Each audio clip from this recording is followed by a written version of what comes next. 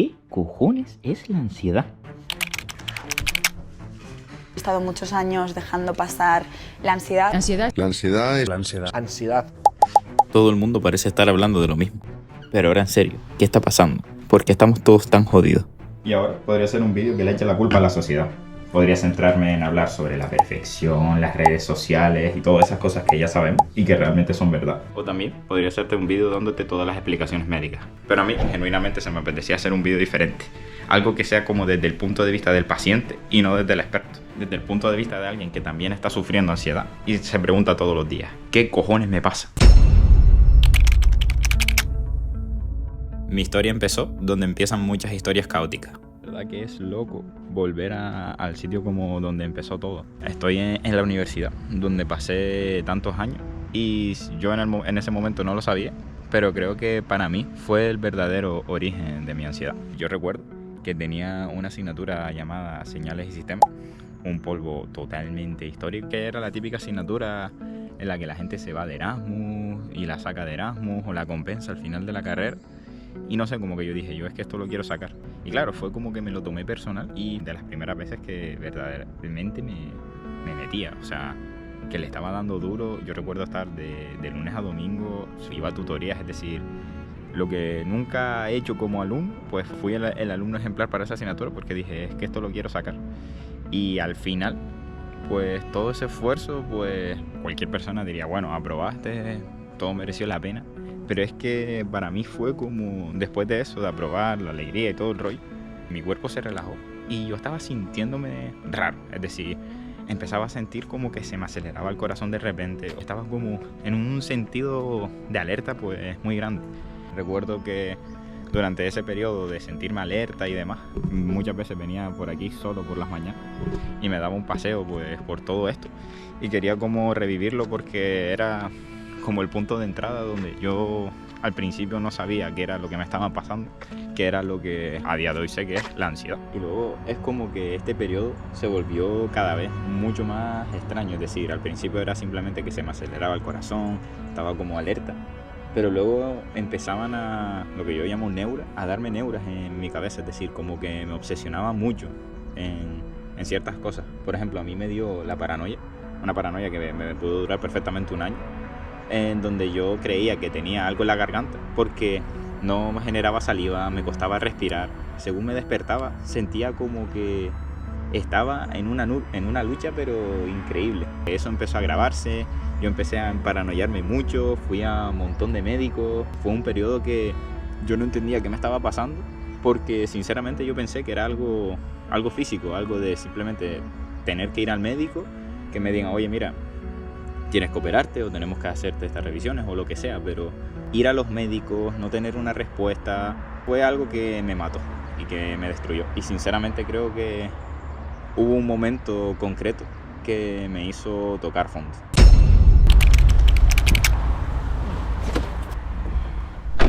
Y la verdad que se me hace un poco complicado hablar de esto, porque recuerdo un momento concreto que yo creo que fue, no quiero exagerar, pero a lo mejor pudo ser de los momentos más duros de mi vida. Tenía de estar con unos amigos, típico día que quedas, que es un día guay, que tus amigos empiezan a decir sus planes de vida, sus sueños, las cosas que quieren cumplir. Yo recuerdo subirme al coche después de la quedada y romperme.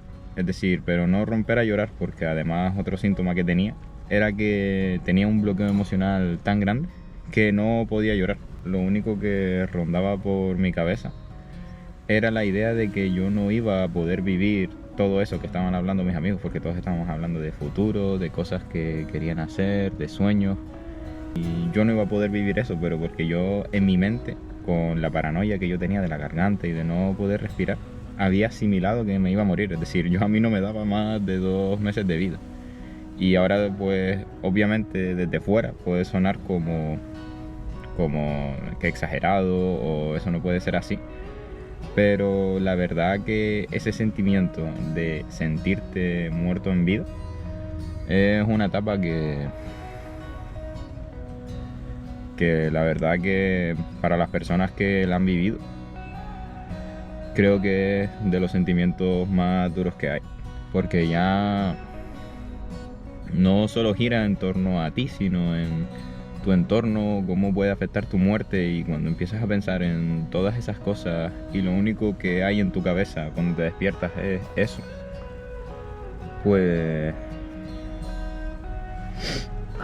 Perdón, no podía seguir hablando, pero recuerdo que después de tener todo ese sentimiento, fue la primera vez que se lo verbalicé a alguien.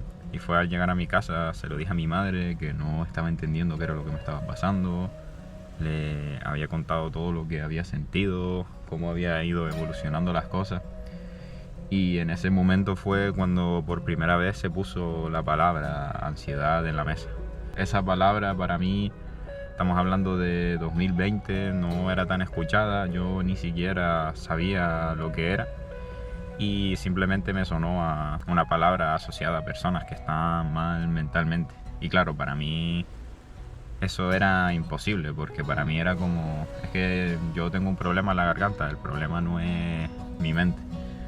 O sea, ahora lo veo con perspectiva y me hace gracia, porque lo defendía de una manera tan grande que cuando mi madre me dijo que era ansiedad, casi que lo descarté automáticamente y dije, esto no puedo ser. Pero luego ocurrió que en medio de todo ese desastre, pues 2020 estalla el COVID, que hace que todo el mundo se quede encerrado en sus casas por una enfermedad respiratoria, y claro, era como alimentar más la situación. Pero la verdad que ese periodo al principio pues obviamente fue duro, porque se me acumuló todo, el estar encerrado en casa, una enfermedad respiratoria y esa que era mi paranoia, o sea, todo estaba de la mano.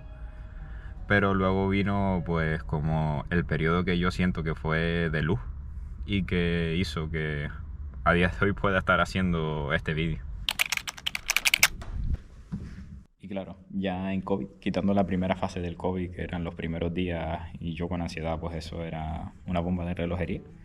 Recuerdo que a lo mejor, como no podía ir al médico, porque al final lo que yo veía en las noticias es que solo fueras al médico si era totalmente necesario, y aunque yo en mi cabeza sentía que me estaba muriendo, prefería no ir al médico para no colapsar más la sanidad en ese momento.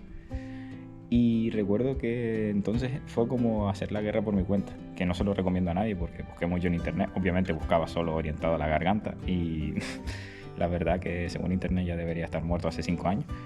Pero luego volví a tomar pues la palabra ansiedad, a aceptarla y decir, bueno, vamos a imaginarnos que tengo ansiedad. Y la verdad que al principio fue un poco frustrante porque veían como técnicas para quitar la ansiedad. Pero claro, yo ni siquiera sabía si tenía ansiedad y veía meditaciones, respiraciones y todas esas cosas que seguramente ya habrás visto.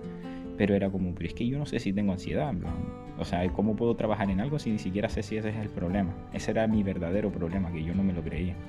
Hasta que un día encontré un artículo que describía, pero de manera muy exacta, lo que yo sentía.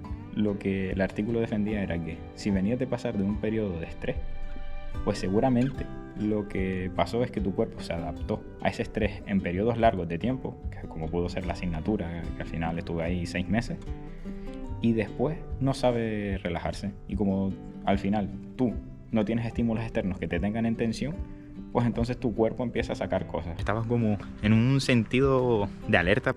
Y luego me encantó la explicación que daba a, por ejemplo, el no generar saliva o el llorar.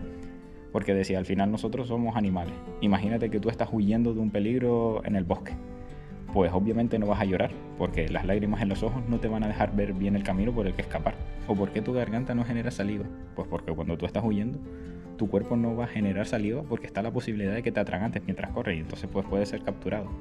Y como que darme una explicación científica sobre lo que me estaba pasando y sobre justamente las cosas que yo estaba sintiendo fue como el momento clave para mí, en donde genuinamente sentí, no me lo puedo creer, pero creo que puede que lo que yo tenga sea ansiedad. Así que volviendo al origen del vídeo, ¿Qué cojones es la ansiedad? pues yo lo describiría como vivir en una especie de estado de alerta o supervivencia frente a circunstancias que muchas veces solo existen en tu cabeza. Como si todas las personas fuéramos como una especie de alarma de incendio y que las personas que han estado sometidas a periodos de mucha tensión, de supervivencia y de un sentido de alerta, pues al final eso acaba como, por así decirlo, descalibrando la alarma, y eso hace que para circunstancias que sean súper leves salte la alarma. Entonces la ansiedad es un poco así como se siente, que para una persona de fuera que está bien calibrada puedes parecer un poco exagerado, pero para ti genuinamente estás como en un estado de que es verdaderamente importante y urgente lo que está ocurriendo. ¿Y por qué hago este vídeo 5 años después? Pues porque estas últimas semanas han sido bastante duras y yo no estaba entendiendo qué era lo que estaba pasando. No se somatizó con la garganta, se somatizó de otra manera con pensamientos intrusivos y otras cosas. Pero al final me he dado cuenta como que la ansiedad cambia de máscara, pero el origen al final no deja de ser el mismo. Y no he querido enfocar este vídeo a dar consejos. Primero porque creo que en internet hay contenido de mucha calidad, de personas muy bien formadas y que te pueden dar consejos mucho mejor que yo. Y segundo, porque en mi caso concreto soy una persona que necesita entender el problema a la perfección para poder empezar a trabajar en ello. Es decir, hay una frase que me encanta que dice que si tú eres capaz de describir tu problema al 100%, ya tienes el 50% de la solución. Así que lo que yo creo que he buscado con este vídeo es intentar ayudarte a que llegues a ese 50% de entender el problema, para que luego con internet, un psicólogo o lo que consideres necesario puedas llegar a cubrir el 50% restante.